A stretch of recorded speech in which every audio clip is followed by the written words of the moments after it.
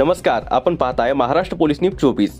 भारतीय बौद्ध महासभा शाखा आंबेगाव तालुक्याच्या वतीने पारगाव या ठिकाणी 77वा प्रजासत्ताक दिन उत्साहात साजरा करण्यात आला।